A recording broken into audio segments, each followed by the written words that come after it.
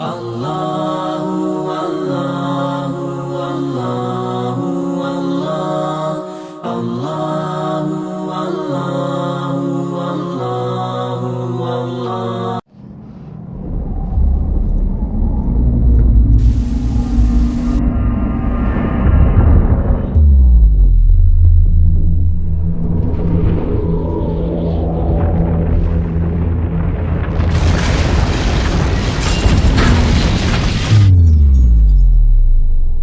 Signs of the last day. Things that the Prophet Muhammad said that would happen before the end of time. And of course, the first thing the Prophet Muhammad ﷺ said, the first thing that he said would be the first of the signs of the last day is his death. And that last day is soon upon us. And that's what the Prophet said then 1,400 years ago. How close must it be now? Let's look at some of the things the Prophet Muhammad, may Allah's peace and blessings be upon him, said in various narrations. First of all, the Prophet Muhammad mentioned that amongst the signs of the last day is that you would see the barefooted Bedouins compete with each other in building tall buildings. This is remarkable, because I invite anybody to look and go and visit Dubai, Abu Dhabi, Saudi Arabia, Bahrain.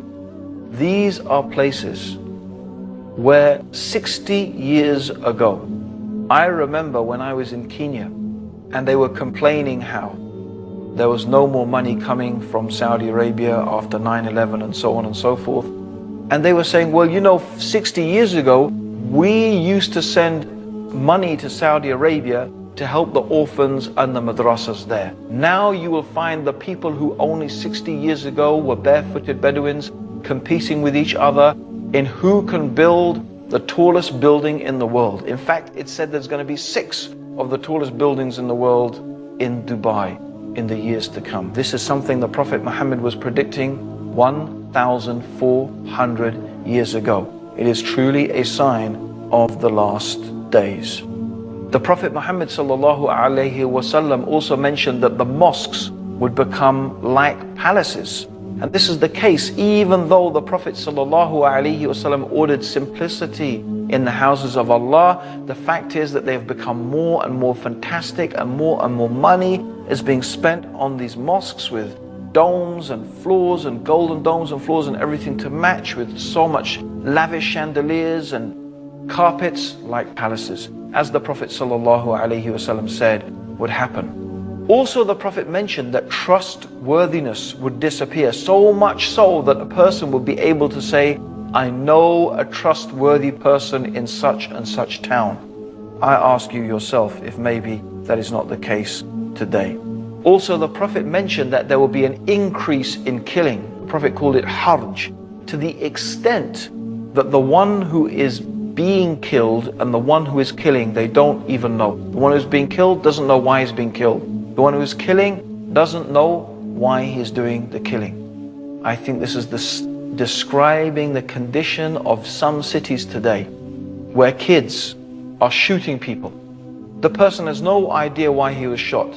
In fact, people are being shot merely just to prove themselves or for any type of madness that you can imagine. Not even to mention the massacres of so many people that is taking place due to terrorism, whether it is the terrorism of countries or the terrorism of organizations or individuals. We shouldn't really make a difference. It's all terror. When women and children and innocents get killed, it's terror by the hands of whoever it is. People do not know why they're killing or why they're being killed, to such an extent that it is unimaginable, just as the Prophet Muhammad predicted 1,400 years ago. Also, the Prophet mentioned that there would be the increase in the use of riba, which means usury, interest, credit cards, mortgages, things like that. In fact, to the extent that no one would be able to escape the dust of it. Everybody will be affected by it. And this is without doubt the truth of the world economy today. The whole world economy is affected and controlled by banks and the use of interest money. Even though in Islam it is totally prohibited, even though in Christianity, up until the 16th, 17th century, riba was forbidden in Christendom as well. But yet today, it is something that controls the world economy to the extent that no one can escape it, just as the Prophet Muhammad predicted 1,400 years ago. The Prophet also said that there will be an increase in literacy. In fact, so many people will be able to read and write, but actually knowledge will decrease. Isn't that a type of paradox? More people will read, and what do we end up reading? Most of us, we read rubbish. We read rubbish stuff. But we can read, but knowledge, especially knowledge of the religion, despite the fact that more people can read, ignorance has become prevalent. And this is what the Prophet ﷺ said, that religious knowledge would decrease, not by the books disappearing, not by, knowledge being taken from the minds of the people. No, the knowledge in the sense of the books will be there, but the scholars, so that only ignorant people will remain. And people will ask them for religious verdicts, and they will give it, even though they are ignorant, and they will misguide themselves and misguide others. Anyone acquainted with the Muslim world today will be familiar with this. And the Prophet mentioned the speakers will be many and the scholars will be few. And this is what we can find exactly. There are many speakers, many thinkers, many intellectuals, many people, alhamdulillah, giving dawah. Maybe not enough people, but the scholars, they are so few. And this is a type of sign of the last day, that the scholars will be taken away, and this is exactly what we find happening. Also, the Prophet Muhammad ﷺ said that there will be such an increase in musical instruments, and Muslims will make it lawful even though it is forbidden. The use of musical instruments, it has been forbidden by the Prophet. Some Muslims will make it lawful. And there are many people who are saying it's allowed, even though it is very clearly mentioned in Sahih Bukhari, the most authentic collection of hadith. And this is mentioned here.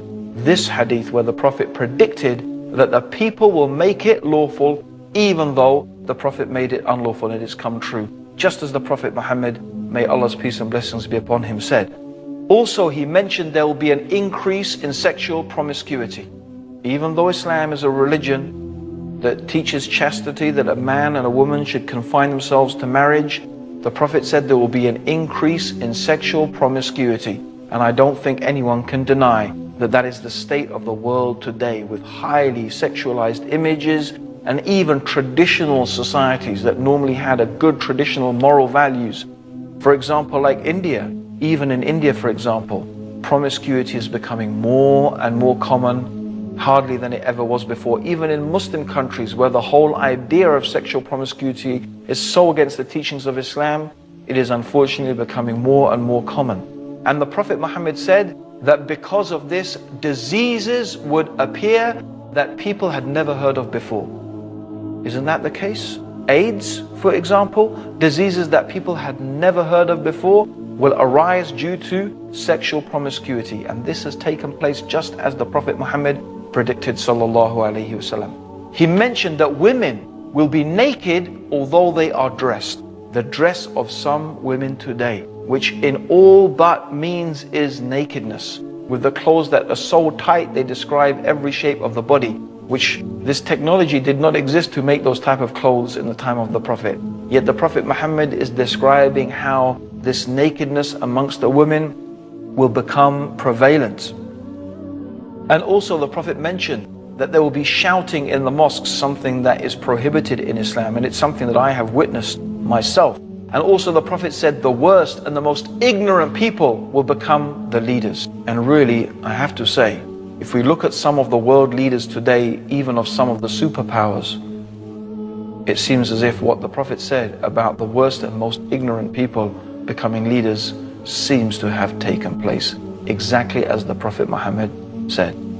Also, he mentioned that a man will obey his wife and disobey his mother, something really contrary to the teachings of Islam. He will rather listen to his friends than listen to his father. And this is something that we find happening in the Muslim world, even though this is so against the teachings of Islam.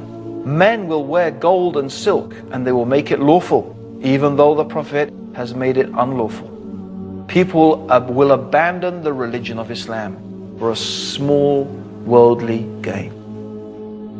And keeping onto the religion will be like holding two hot coals. I am mentioning all of these things And there are many, many more things that the Prophet Muhammad sallallahu alaihi wasallam mentioned. But these are some of the small signs concerning the events that will take place before the last day. And as we can see, these things that I have gone through, almost without exception, they have come true in a way that is so clear and so obvious and so apparent.